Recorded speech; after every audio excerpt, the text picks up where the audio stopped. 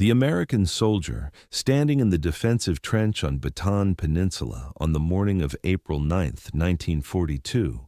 could hear artillery fire from multiple directions as Japanese forces tightened the noose around the remaining American and Filipino forces that had been fighting for 4 months against overwhelming odds with minimal supplies, with no hope of reinforcement that Washington had repeatedly promised but never delivered, and with the knowledge that surrender or death were the only outcomes remaining after months of fighting that had reduced once capable military units to collections of starving, disease-ridden men who could barely walk, let alone mount effective resistance against Japanese forces that had been reinforced and resupplied, while American forces had been left to die slowly from starvation and disease. Corporal James Baldwin of the 31st Infantry Regiment, United States Army, Philippines Division, had been fighting in the Philippines since December 8, 1941, when Japanese forces had attacked Clark Field and other American installations throughout the islands just hours after the attack on Pearl Harbor had devastated the U.S. Pacific Fleet, and he had retreated down the length of Luzon Island and into Bataan Peninsula with tens of thousands of other American and Filipino soldiers who were making what they knew was a last stand in defensive positions that were collapsing under Japanese pressure and under the weight of starvation, disease, and exhaustion that had reduced the defending forces from combat-effective units to skeletal figures who moved slowly to conserve energy, and who spent every waking moment thinking about food that did not exist and rescue that was never coming. Baldwin's Trench, if it could properly be called that, was a shallow excavation approximately 4 feet deep and perhaps 6 feet long that he shared with 2 other soldiers from his squad. Private First Class Robert Chen, who had been born in San Francisco to Chinese immigrant parents and who had enlisted in the Army in 1940 seeking steady employment during Depression years, and Private Michael O'Brien from Boston, who had joined the Army after graduating high school in 1939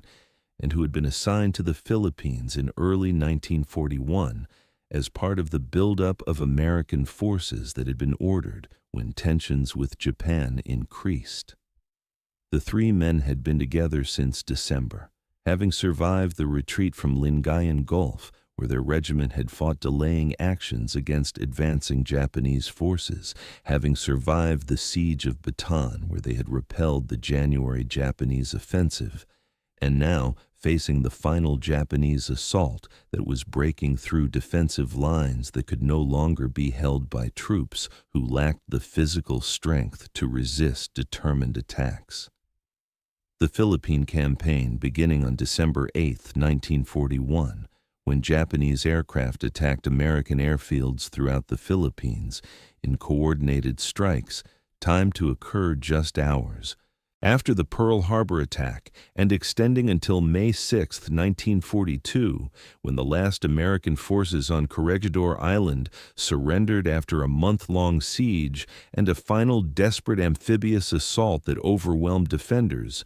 represented the longest defensive campaign fought by American forces during World War II, and the campaign that would result in the largest surrender of American forces in U.S. military history. A surrender that would be followed by the Bataan Death March, and by 3.5 years of brutal captivity that would kill more American prisoners than had died during the actual fighting. The Philippines held immense strategic importance as the only significant American territory in Southeast Asia, as the base for American air and naval forces that threatened Japanese sea communications with their newly conquered territories in Southeast Asia, and as a symbol of American power in the Pacific that Japan needed to eliminate to secure their southern flank while establishing the defensive perimeter that would allow consolidation of their gains, and that would make Allied reconquest so costly that the United States might negotiate peace rather than accepting the casualties that reconquest would require. General Douglas MacArthur, commanding United States Army forces in the Far East from his headquarters in Manila, was a controversial figure whose military reputation had been built on his service during World War I, where he had commanded the 42nd Division with distinction and on his tenure as Army Chief of Staff during the 1930s, but whose peacetime reputation exceeded his actual capabilities, and whose decisions during the Philippine campaign would be questioned by subordinates who believed that his strategic judgments were flawed and that his optimism about Filipino military capabilities was completely unrealistic. MacArthur's plan for defending the Philippines called for defending the beaches against Japanese amphibious landings rather than immediately withdrawing to prepared defensive positions on Bataan Peninsula, as pre-war Plan Orange had contemplated, reflecting MacArthur's belief that the 10 divisions of the Philippine Army that had been mobilized and were being trained under American supervision could fight effectively against Japanese forces despite their inadequate training, despite their inadequate equipment, and despite having leadership that ranged from competent to completely incompetent, depending on which units were being considered. The reality of Filipino military capabilities would prove far different from MacArthur's assessments, with most Philippine Army divisions collapsing within days or even hours of encountering Japanese forces, with soldiers deserting in large numbers when faced with combat, with officers abandoning their units when fighting began, and with only a few units, including some Philippine scout regiments that were part of the regular U.S. Army, proving capable of sustained combat operations. The American forces in the Philippines when war began totaled approximately 22,000 troops, organized primarily in the Philippine Division, which included the 31st Infantry Regiment, consisting of American soldiers who had been stationed in the Philippines for years, the 45th and 57th Infantry Regiments consisting of Philippine scouts, who were Filipino soldiers serving under American officers in units that were considered part of the regular U.S. Army and that were better trained and better equipped than Philippine Army units, plus artillery, cavalry, engineers, and various support units that provided the combat support and service support that infantry required to operate effectively. The Philippine Army forces numbered approximately 100,000 troops organized in 10 divisions on paper, though actual strength was lower because mobilization had not been completed when war began, and because many soldiers who had been drafted had not yet reported to their units or had deserted during training when they realized that military service meant hardship and danger rather than the adventure that recruiters had promised. The equipment situation for Philippine Army units was catastrophic, with many soldiers lacking modern rifles and training with wooden rifles or with obsolete weapons from World War I or even from the Spanish-American War, with divisions lacking artillery or possessing only a few obsolete pieces, with units lacking vehicles for transportation and depending on requisitioned civilian trucks that broke down frequently, and with units lacking radios for communication, and depending on telephone lines that Japanese air attacks cut immediately or on runners who had to physically carry messages between units.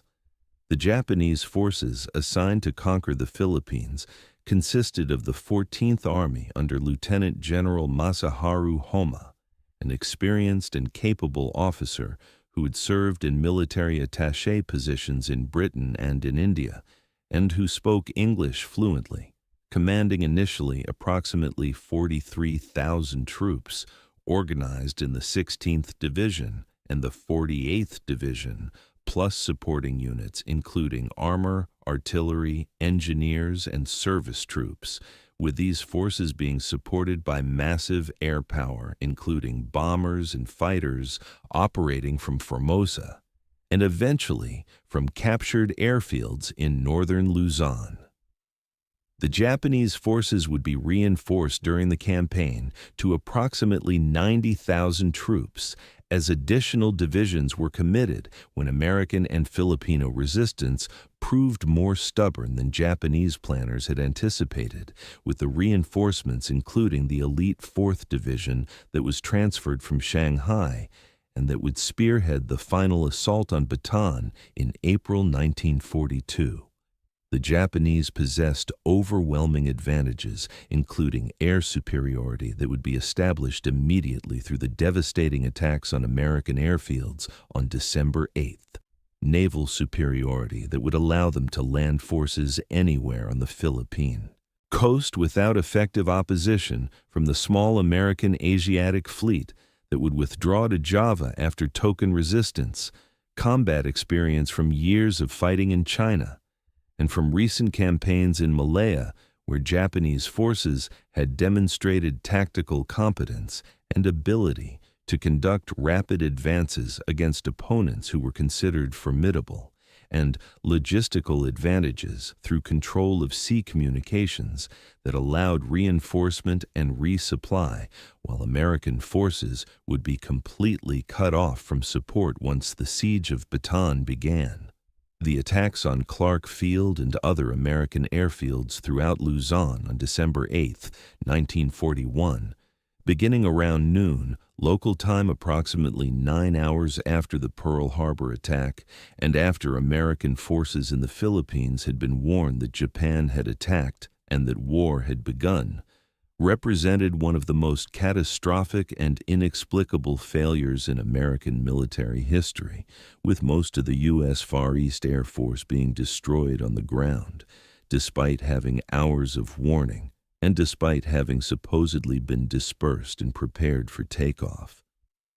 The B-17 bombers that constituted America's offensive air capability in the Philippines were caught on the ground at Clark Field, where they had landed after flying reconnaissance missions during the morning, with the aircraft being parked in neat rows where Japanese bombers could destroy them easily, and with P-40 fighters that were supposed to protect the bombers also being caught on the ground or being intercepted by Japanese Zero fighters that proved superior in dogfights. The destruction of approximately 18 B-17 bombers and approximately 53 P-40 fighters during the December 8th attacks, representing more than half of MacArthur's air strength, eliminated American air power as a factor in the campaign and gave Japan complete freedom of the skies, allowing Japanese bombers to attack American and Filipino positions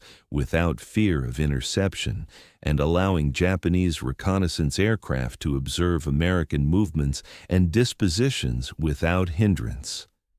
The responsibility for the disaster was never clearly established, with MacArthur claiming he had ordered aircraft dispersed, but that subordinates had failed to execute orders properly, while subordinates claimed that contradictory orders and poor communications had prevented effective response to warnings about impending attacks,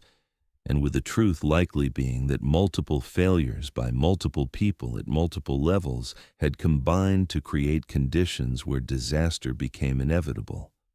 Major Richard Sutherland, MacArthur's chief of staff, would spend years after the war defending MacArthur's decisions and attempting to shift blame to subordinates.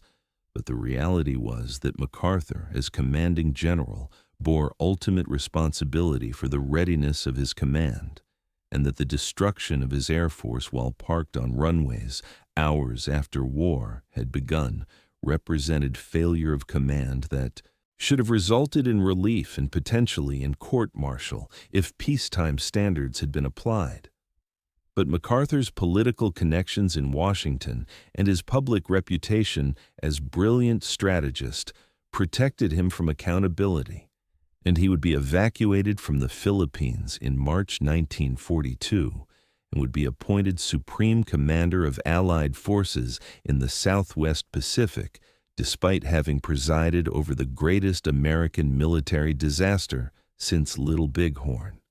The Japanese landings beginning on December 10th at Apari and at Vigan in northern Luzon,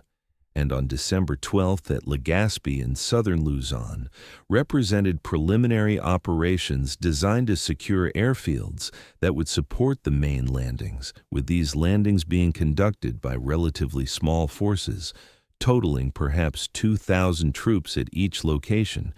but being sufficient to overcome Filipino resistance and to establish bases from which Japanese aircraft could operate over Luzon. The main Japanese landings occurred on December 22nd at Lingayen Gulf on Luzon's northwest coast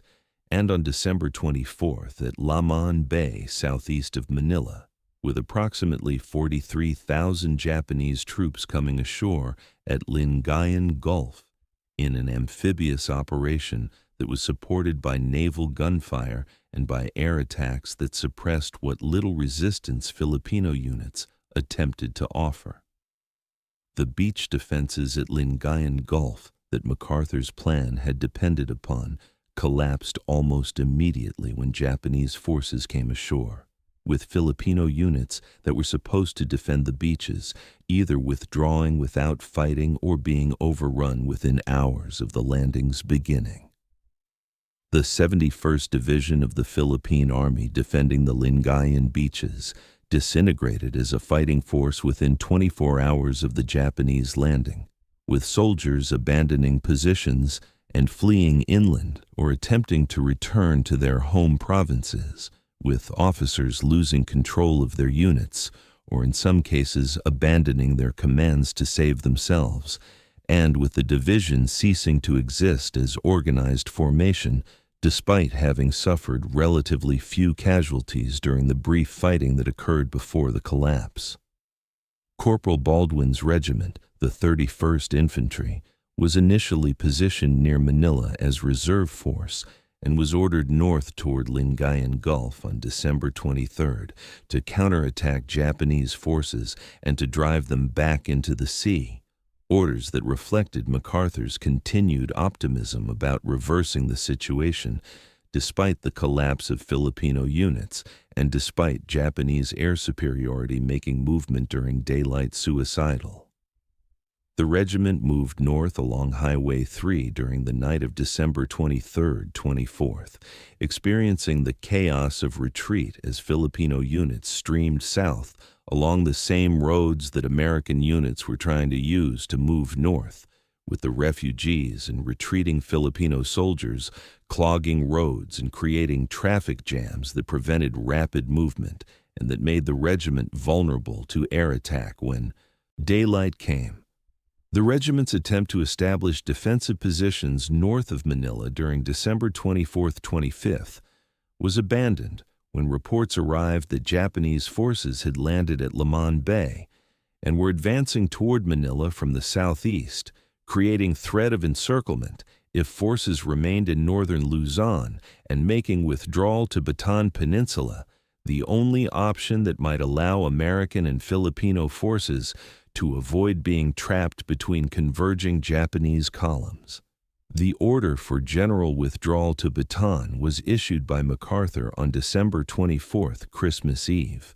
marking the definitive failure of the beach defense strategy and the implementation of Plan Orange that MacArthur had rejected, but that circumstances now forced him to adopt. The withdrawal to Bataan during late December 1941 and early January 1942 required moving approximately 80,000 troops, including approximately 15,000 Americans from the Philippine Division and from U.S. Army Air Force ground personnel whose aircraft had been destroyed, approximately 65,000 Filipino troops from units that had maintained some cohesion, plus approximately 26,000 civilians, including American and Filipino families of military personnel and refugees from Japanese-occupied areas, across 5 bridges spanning rivers between Manila and Bataan, while conducting rearguard actions that delayed Japanese pursuit long enough to allow the main body to cross into Bataan and to establish defensive positions. The bridges had to remain intact until the last American and Filipino forces crossed. then had to be destroyed immediately to prevent Japanese forces from pursuing directly into Bataan, timing that required precise coordination between rearguard forces, engineer units preparing demolitions, and headquarters staff monitoring the tactical situation. The fighting during the withdrawal included sharp engagements at Plaridel, at Columpit, and at Layak Junction, where American and Filipino rearguards held positions long enough to allow main forces to pass through, and where casualties mounted as Japanese forces pressed attacks attempting to break through rearguards before bridges could be destroyed. The 31st Infantry and the Philippine Scout Regiments bore the brunt of rearguard fighting, conducting textbook withdrawals where forward positions were held until Japanese pressure became overwhelming, then falling back to successive defensive lines while maintaining cohesion and maintaining fire on pursuing Japanese forces, actions that demonstrated that properly trained and properly led troops could fight effectively even under the stress of continuous retreat. The last bridge into Bataan was destroyed on January 6, 1942, severing the land connection between Bataan Peninsula and the rest of Luzon and completing the concentration of American and Filipino forces in the defensive positions that had been prepared over the previous 2 weeks. The defensive positions stretched across the peninsula from Manila Bay on the WWII east to the South China Sea on the west, a front of approximately 20 miles, organized in 2 defensive lines with the main line of resistance running across the narrowest part of the peninsula, and with a reserve line several miles to the rear that could be occupied if the main line was penetrated. The positions were organized with I Corps under Major General Jonathan Wainwright defending the western half of the line, and II Corps under Major General George Parker defending the eastern half, with reserves including armor and artillery being centrally positioned where they could support either corps. The defensive positions occupied commanding terrain where possible, utilizing ridges and hills that provided observation over approaches, and that channeled attacking forces into valleys where they could be engaged by artillery and by infantry positioned on heights. But the positions were far from ideal because the jungle limited observation and fields of fire, because the terrain made construction of proper fortifications difficult, and because the mangrove swamps along the coasts prevented effective defense of the flanks and created opportunities for Japanese forces to infiltrate through areas that were considered impassable and that were therefore lightly defended. The supply situation that would ultimately doom the defense of Bataan was catastrophic from the beginning, despite pre-war planning that had stockpiled supplies on Bataan, sufficient for 6 months of operations by approximately 43,000 troops that Plan Orange had assumed would defend the peninsula. The arrival of 80,000 troops plus 26,000 civilians, nearly double the number planned for, meant that supplies would last perhaps 3 months rather than 6 months, even if full rations were maintained, and the destruction of supply depots near Manila during Japanese air attacks, and the inability to evacuate all supplies to Bataan before bridges were destroyed, meant that actual supplies available were even less than stockpiles suggested. The decision to reduce rations to half rations on January 6th, the day the last bridge was destroyed, reflected recognition that supplies were inadequate and the conservation was essential if forces were to hold out until relief arrived, though the promised relief would never come, and the ration reductions would continue until soldiers were receiving quarter rations and then rations approaching starvation levels. Corporal Baldwin and his comrades received their first half ration on January 6th, a meal consisting of approximately 1 cup of rice, a small portion of canned fish, and hard crackers that were mostly weevil-infested, but that provided calories that were desperately needed. The reduction from full rations to half rations was noticeable immediately, with soldiers feeling hungry after meals rather than satisfied, and with the knowledge that hunger would be constant companion for however long the siege continued, creating psychological stress that added to the physical stress of inadequate nutrition. The half rations provided approximately 1,600 calories daily, barely sufficient for men performing sedentary work and completely inadequate for soldiers conducting military operations that required physical exertion, meaning that soldiers would begin losing weight immediately and would become progressively weaker as the siege continued.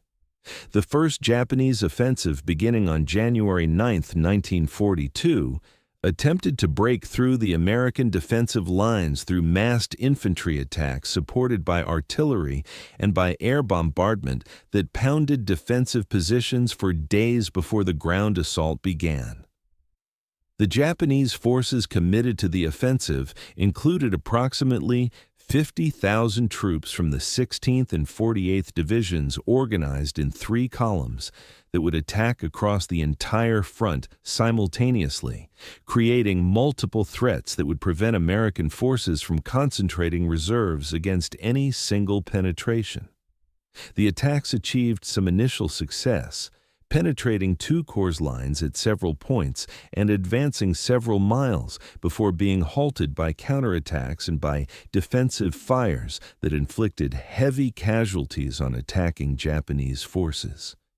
The fighting during January 9-26 saw sustained combat at intensity that exceeded anything American forces had experienced during the withdrawal from Lingayen Gulf, with Japanese forces launching repeated attacks against defensive positions, while American and Filipino forces conducted local counterattacks, attempting to restore breached lines and attempting to eliminate Japanese penetrations before they could be exploited and expanded.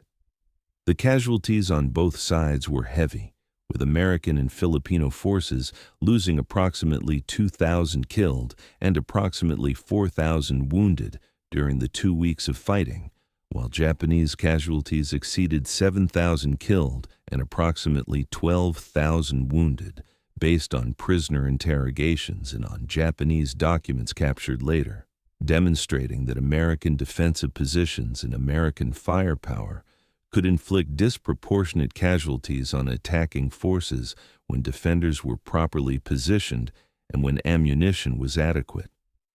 The failure of the January offensive to achieve breakthrough and the heavy Japanese casualties caused General Hama to suspend major operations during February and March, while reinforcements arrived from Japan,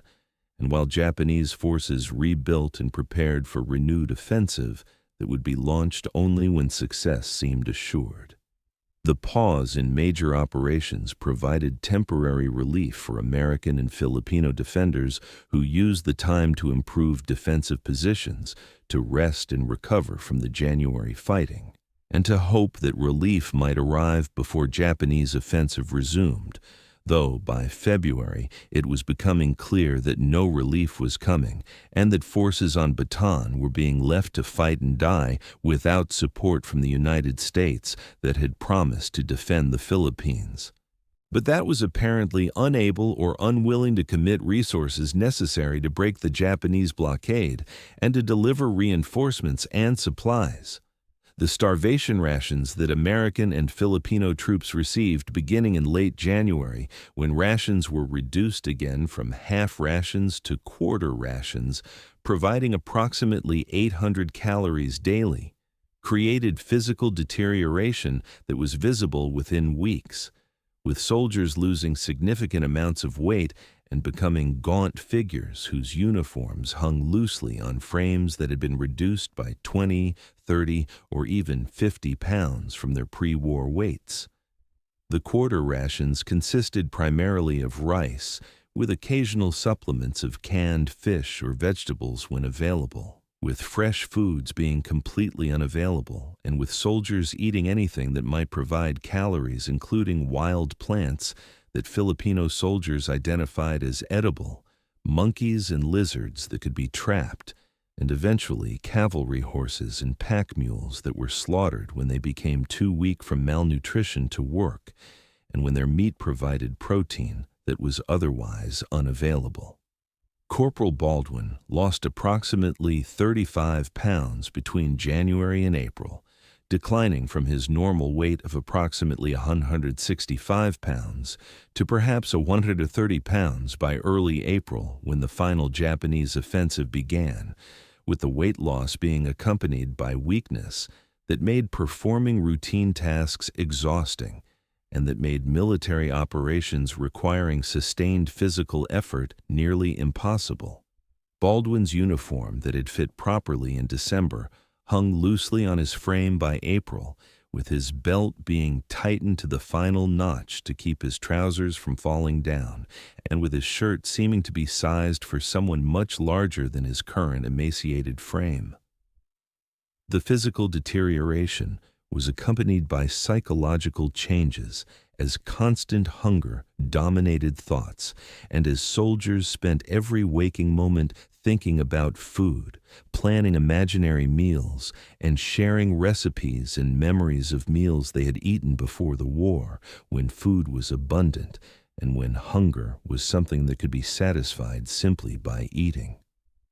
The disease situation on Bataan was even more catastrophic than the food situation, with malaria affecting approximately 80% of troops by March 1942, and with the disease reducing combat effectiveness more than enemy action did during the months when major fighting was suspended. The malaria parasites transmitted by mosquitoes that bred in countless pools of stagnant water throughout Bataan's jungles and swamps would enter bloodstreams after mosquito bites and would remain dormant for 1 to 3 weeks before causing attacks characterized by fever reaching 104 to 105 degrees Fahrenheit, by chills so severe that soldiers shook uncontrollably even when wrapped in multiple blankets, by profuse sweating that soaked clothing and bedding, and by weakness so complete that affected soldiers could not stand or walk, without assistance, and could not perform any military duties until the attack passed. The anti-malarial medicines that might have prevented or treated malaria were in critically short supply, with quinine stocks being exhausted by February, and with the substitute medicine, adabrine, being available only in quantities sufficient to treat a fraction of the cases that were occurring. The quinine that was available was rationed strictly, being reserved for the most severe cases where patients were at risk of dying from cerebral malaria or from complications, while soldiers with ordinary malaria attacks were told to rest and to ride out the attack without medication, advice that was useless for men who had military duties that could not be postponed and who had to continue functioning despite fever and weakness that made every movement an ordeal. Baldwin contracted malaria in late January, experiencing his first attack that lasted 3 days and left him so weak that he could barely walk back to his position after the fever broke, and experiencing relapses in February and March that followed the same pattern of fever, chills, sweating, and weakness that became grimly familiar as the disease established itself in his system, and as he understood that malaria would recur periodically for months or years, regardless of whether medicines were available. The malaria attacks reduced his combat effectiveness by perhaps 50% during attacks when he was completely incapacitated, and by perhaps 20 to 30% between attacks when weakness and fatigue from fighting the disease made performing duties more difficult than they had been before he contracted the disease. Dysentery caused by bacteria in food and water that had been contaminated by inadequate sanitation created casualties at rates approaching malaria's toll, with the disease causing severe diarrhea that could lead to dehydration and death within days, If patients could not maintain fluid intake or could not receive intravenous fluids that were available only in hospitals and only in limited quantities. The dysentery epidemics that swept through units during February and March incapacitated entire companies and sometimes entire battalions, with soldiers being unable to move far from latrines and with military operations being suspended when units lacked the healthy personnel needed to maintain positions or to conduct patrols. The treatment for dysentery consisted primarily of rest, of maintaining hydration by drinking water despite the diarrhea, and of hoping that the body's immune system would eventually overcome the infection, with antibiotics that might have provided effective treatment being unavailable, and with traditional remedies, including opium-based medicines, providing symptomatic relief but not cure. Baldwin avoided severe dysentery but suffered from chronic diarrhea that plagued him throughout the siege and that contributed to his weight loss and weakness, with the constant need to access latrines being embarrassing and being dangerous when he was in forward positions, where using latrines meant exposing himself to potential sniper fire. Beriberi caused by vitamin B deficiency in the rice-based diet that lacked the vegetables, meat, and whole grains that would provide adequate vitamins created a third category of casualties, with the disease causing nerve damage that resulted in numbness and pain in feet and hands, causing leg swelling that made walking painful, and in severe cases causing heart failure that killed patients who had survived malaria and dysentery, but who succumbed to cardiovascular collapse when vitamin deficiency affected heart muscle function. The beriberi cases increased dramatically during March, as soldiers had been subsisting on vitamin-deficient diets for 3 months, and as body stores of vitamins were depleted, with hospital admissions for beriberi approaching the numbers being admitted for malaria and dysentery combined. The hospitals on Bataan, including Hospital No. 1 and Hospital No. 2, that had been established in jungle clearings away from front lines to protect patients from Japanese artillery fire, were overwhelmed by the numbers of sick and wounded requiring treatment. With the hospitals designed for perhaps 1,000 patients each, but actually treating 6,000 to 7,000 patients by March, as disease casualties accumulated faster than patients could recover and return to duty, or could die and free bed space for new patients. The hospital facilities were primitive even by field hospital standards, consisting of open-sided bamboo and thatch structures that provided minimal protection from rain and from insects, with patients lying on bamboo sleeping platforms rather than on beds, with sanitation consisting of open latrines that breeding flies that spread disease, and with medical supplies being exhausted to point where surgery was being conducted without anesthesia, and where wounds were being treated without antibiotics or antiseptics. The medical personnel, including doctors, nurses, and corpsmen, worked under conditions that tested their professional skills and their emotional resilience beyond normal limits, treating patients who were suffering from multiple diseases simultaneously and who were so malnourished that their bodies lacked the strength to fight infections, watching patients die from diseases that were easily treatable under normal conditions, but that were fatal when medicines were unavailable, and facing their own malnutrition and disease that reduced their ability to provide care while demands for their services continued increasing. The nurses serving in the Philippines, including the Army Nurse Corps and the Navy Nurse Corps, would become legendary for their courage and dedication, continuing to provide care despite the deteriorating conditions and despite knowing that they faced Japanese captivity if American forces surrendered, with many nurses being captured and spending 3 years in internment camps where they would continue providing medical care to fellow prisoners, despite lacking supplies and despite their own poor health.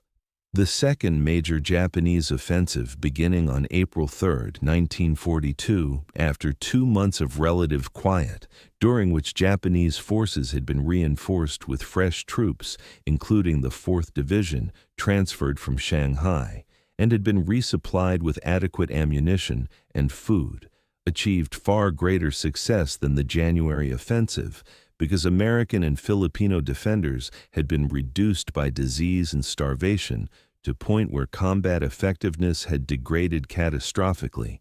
and where units that had successfully defended positions in January lacked the physical strength and the numbers to resist determined attacks in April. The Japanese forces committed to the April offensive numbered approximately 75,000 troops, including the reinforcements, substantially outnumbering the approximately 65,000 American and Filipino troops remaining on Bataan,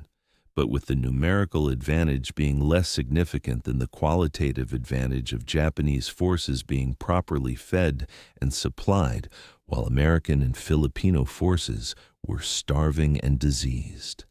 The bombardment that preceded the Japanese assault began on April 3rd with artillery fires that exceeded anything previously experienced on Bataan, with Japanese forces employing approximately 150 artillery pieces, including heavy guns that pounded American defensive positions for hours before the infantry assault began, creating psychological stress for defenders who had to endure the bombardment while weakened by malnutrition and disease, and who understood that the bombardment presaged ground assault that they might lack the strength to repel.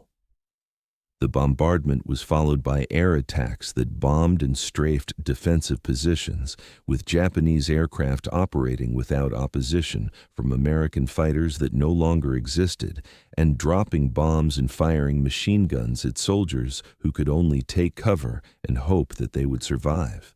The ground assault that began on April 3rd achieved immediate breakthrough at multiple points along the defensive line, with Japanese forces penetrating American positions that lacked the depth and the reserves needed to contain penetrations, and with defenders being too weak to conduct effective counterattacks that might have sealed breaches before they could be exploited.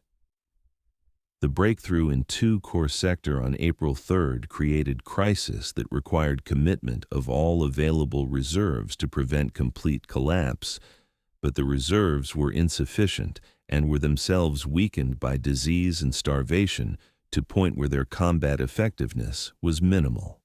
Corporal Baldwin's position in I Corps sector came under attack on April 4th when Japanese forces that had broken through 2 Corps began expanding their penetration and began threatening 1 Corps' flank and rear, creating a situation where I Corps forces risked being cut off if they remained in forward positions.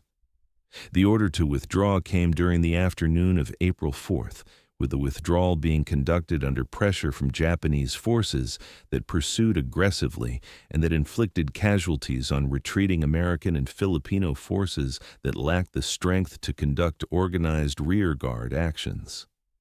Baldwin and his remaining comrades from his squad, Chen and O'Brien, plus 2 other soldiers who had joined the squad to replace casualties, withdrew along jungle trails while being harassed by Japanese fire, moving as quickly as their weakened condition allowed while carrying weapons and minimal equipment, and abandoning everything else that might slow their movement.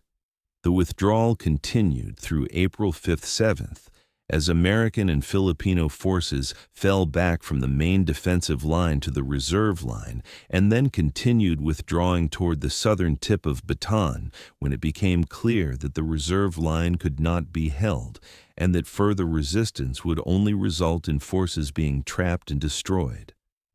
The casualties during the April offensive exceeded 3,000 Americans and Filipinos killed and approximately 7,000 wounded, with many wounded being left behind when units withdrew because they could not be carried and because stopping to help wounded would endanger soldiers who were still capable of movement.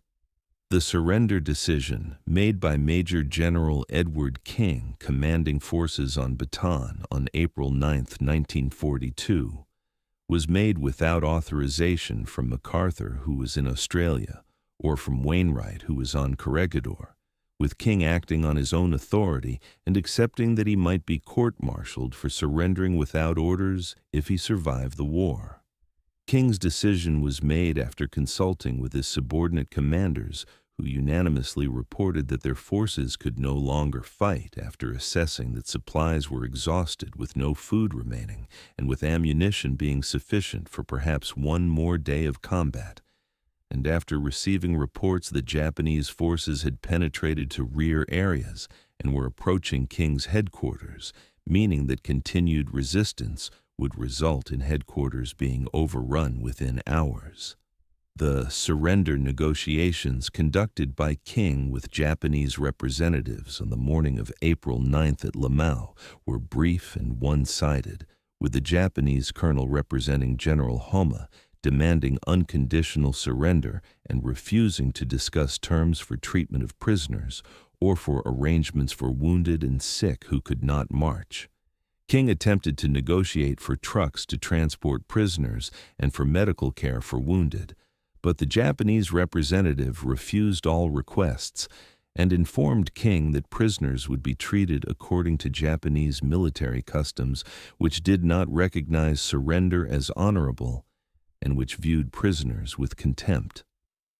The humiliation of surrender was compounded by the Japanese officers' behavior, treating King with barely concealed disdain and making clear that surrendering forces would receive no consideration beyond being allowed to live if they obeyed orders and did not attempt resistance. Corporal Baldwin was among approximately 76,000 prisoners, including approximately 12,000 Americans and approximately 64,000 Filipinos who surrendered on Bataan on April 9th, assembling in groups according to their units and waiting for Japanese guards to arrive and to organize them for the march that would take them to prison camps in northern Luzon. The prisoners who'd been fighting just hours earlier found themselves disarmed and under guard by noon on April 9th, with Japanese soldiers collecting weapons and searching prisoners for contraband while shouting orders in Japanese that most prisoners could not understand, and beating prisoners who failed to respond quickly enough to commands they did not comprehend. The Bataan Death March that began on April 10th for most prisoners would become one of the most notorious atrocities committed by Japanese forces during World War II, with thousands of American and Filipino prisoners dying during the march from brutality, from disease, from exhaustion, and from the deliberate indifference of Japanese guards who viewed prisoners as less than human and who treated them accordingly. The march covered approximately 60 to 70 miles, depending on where prisoners began the march, with prisoners being forced to walk in heat exceeding 100 degrees Fahrenheit without adequate water, without food, and with guards beating or killing prisoners who fell behind or who attempted to rest without permission. Baldwin began the march from a collection point near Mariveles on the southern tip of Bataan on April 10th, joining a column of perhaps 500 to 600 prisoners that included Americans and Filipinos mixed together, and that was guarded by perhaps 20 Japanese soldiers who marched alongside the column or rode in trucks while prisoners walked. The march during the first day covered approximately 15 miles, with the heat and the lack of water causing men to collapse with heat exhaustion after just a few hours of walking, with Japanese guards beating collapsed prisoners or simply leaving them beside the road to die if they could not get up and continue walking. The water situation during the march was the most critical factor determining who survived and who died, with prisoners being denied access to water even when passing streams or wells that contained clean water, with guards preventing prisoners from drinking by threatening to shoot anyone who left the column, and with some guards deliberately withholding water as form of torture or as punishment for prisoners whose supposed crimes were never specified. Baldwin survived the first day by rationing the water in his canteen to just small sips every few hours,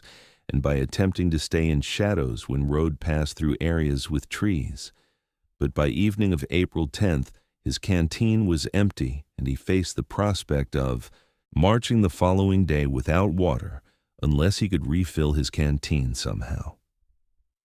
The food situation was nearly as bad as the water situation, with prisoners receiving no rations on April 10th and receiving only minimal rice on subsequent days, with the rice being insufficient to provide energy for marching and being contaminated with dirt and insects, but representing the only food available and being consumed eagerly by prisoners who were already suffering from months of starvation, rations on Bataan, and who needed calories desperately to maintain strength for continued marching.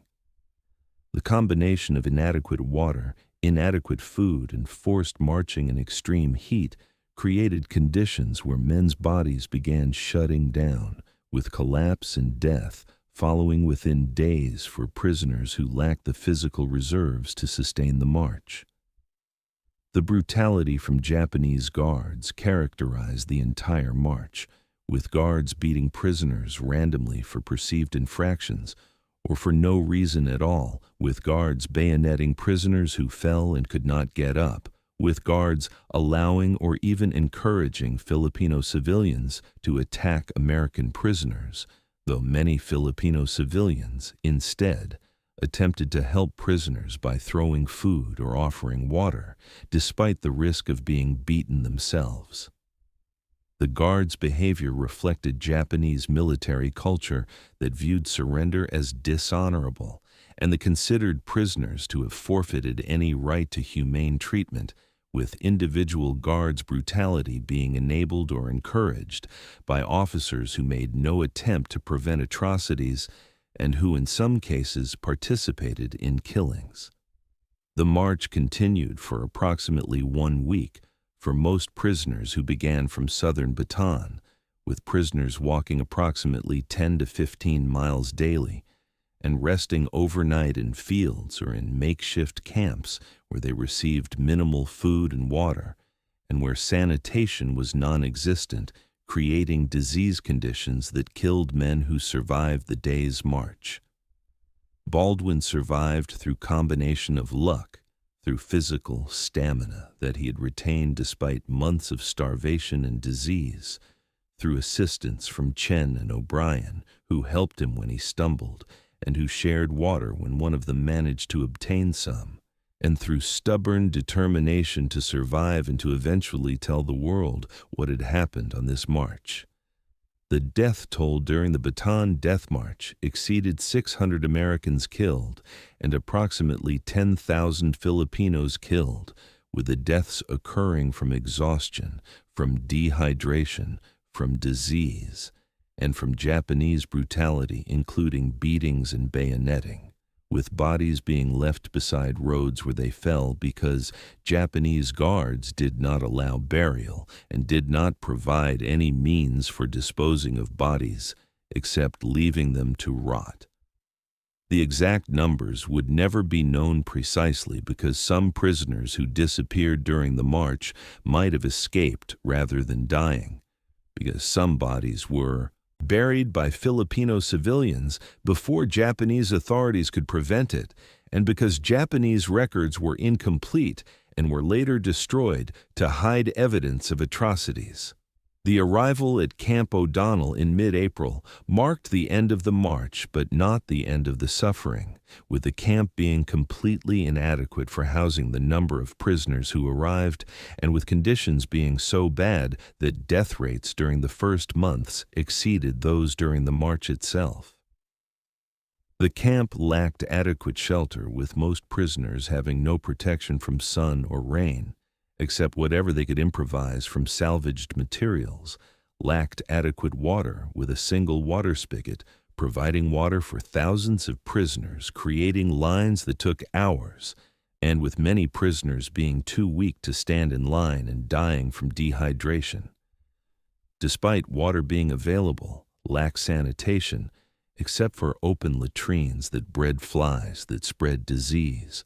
and lacked medical facilities, except for a primitive hospital that had no medicines and that could provide only basic care for the thousands of prisoners who were sick or dying.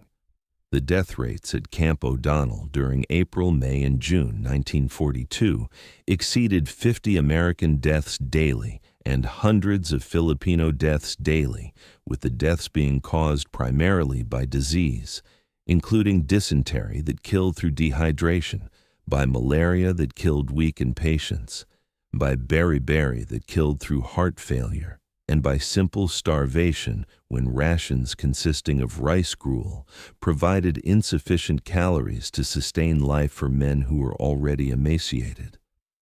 The burial details that functioned daily, carrying bodies from the camp to burial grounds outside the wire, became grim routine that defined existence at O'Donnell, with prisoners becoming numb to death and focusing simply on surviving another day in hope that conditions might improve or that liberation might come before they themselves died. Baldwin survived Camp O'Donnell through May and into June when he was transferred to Cabanatuan, another prison camp that would become the main camp for American prisoners in the Philippines and where conditions were marginally better than at O'Donnell, though still resulting in high death rates and continuing suffering. The transfer to Cabanatuan represented opportunity to escape O'Donnell's death camp atmosphere, but it also meant saying goodbye to comrades including Chen, who died at O'Donnell in late May from dysentery complications, and O'Brien, who would die at Cabanatuan in August from malaria. The defense of Corregidor continuing after Bataan's surrender saw approximately 15,000 American and Filipino troops under Lieutenant General Jonathan Wainwright defending the fortified island against Japanese artillery bombardment from positions on Bataan's tip just 2 miles away, and against air attacks that pounded the island's defenses daily from dawn until dusk. The bombardment that began immediately after Bataan's surrender, and that continued for almost a month before the Japanese assault landing turned Corregidor into a moonscape of craters, destroyed most of the island's defensive positions, including coastal artillery batteries that had been designed to defend against naval attack but that were vulnerable to bombardment from land positions, and forced most of the garrison to shelter in Malina Tunnel, a network of underground passages that provided protection from bombardment, but that became overcrowded and unsanitary as thousands of troops and civilians packed into spaces designed for hundreds. The Japanese assault landing during the night of May 5, 1942, employed approximately 2,000 troops who landed on the island's tail, the narrow section east of Malinta Tunnel, establishing beachhead despite fierce resistance from American and Filipino defenders who inflicted casualties approaching 50% on the first assault wave, but who could not prevent Japanese forces from gaining footholds and from expanding them through the night as reinforcements arrived and as defenders were pushed back toward Malinta Tunnel. The fighting during May 6th saw Japanese forces advancing toward the tunnel where Wainwright's headquarters was located and where thousands of wounded and sick soldiers were sheltering, creating a situation where Japanese forces threatened to overrun the tunnel and to massacre everyone inside if resistance continued. Wainwright's surrender of Corregidor and all forces in the Philippines on May 6th was made under duress, with Japanese commanders threatening to massacre all prisoners if surrender was not immediate and unconditional, with Wainwright accepting the terms to save lives and broadcasting surrender orders to all American forces throughout the Philippines, ordering them to cease resistance and to surrender to Japanese forces. The surrender ended organized American resistance, though guerrilla operations would continue throughout the war with American soldiers who escaped capture, and Filipino resistance fighters conducting sabotage, gathering intelligence, and maintaining hope for eventual liberation. The Philippine campaign from December 1941 through May 1942 cost American forces approximately 23,000 casualties, including approximately 4,000 killed in action, approximately 1,000 dying during the Bataan Death March, and approximately 16,000 dying in captivity, with approximately 2,000 surviving to be liberated in 1945. Filipino casualties exceeded 100,000, including military and civilian losses. Japanese casualties totaled approximately 12,000 killed, relatively light but still significant.